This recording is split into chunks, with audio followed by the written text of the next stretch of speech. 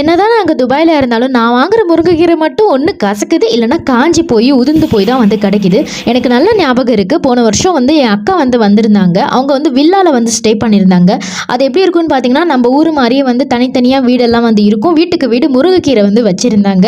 இருந்தவரையுமே ரொம்ப ஃப்ரெஷ்ஷாக போய் பறிச்சுட்டு வந்து சாப்பிட்டுட்டு இருந்தோம். ஃப்ரெண்ட்ஸ் அண்ட் ஃபேமிலிலாம் யாராவது வில்லா சைடு போனாங்கன்னா ஃப்ரெஷ்ஷாக எடுத்துகிட்டு வந்து கொடுப்பாங்க. நம்ம ஊர் கிராமங்கள் எல்லாம் வந்து பார்த்தீங்கன்னா இது ரொம்ப ஈஸியாக வந்து கிடைக்கும். சிட்டி சைடு வந்து எப்படி அப்படின்னு சொல்லி எனக்கு தெரியல.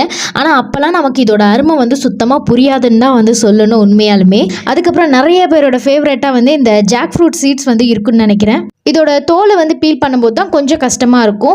எண்ணெய், கடுகுளுத்தம் பருப்பு, கருவேப்பிலை, வேக வச்சிருக்கிறதையும் வந்து சேர்த்துட்டு உப்பு, மஞ்சத்தூள், மிளகாத்தூள், கொஞ்சம் ஜீரகத்தூள், அவ்வளோதான் மசாலா. லைட்டாக ரோஸ்ட் பண்ணி இறக்க வேண்டிதான். நிறைய பேர் இந்த மாதிரி கூட இந்த பெலாக்கா வந்து சாப்பிட்ருப்பீங்கன்னு நினைக்கிறேன். விறகடுப்பு வந்து எரியும் போது அதை போட்டு அதை சுட்டு வந்து சாப்பிடுவாங்க. அப்பவும் வந்து நல்லாயிருக்கும். எத்தனை பேர் சாப்பிட்ருக்கீங்கன்னு வந்து மறக்காமல் கமெண்ட் பண்ணுங்க.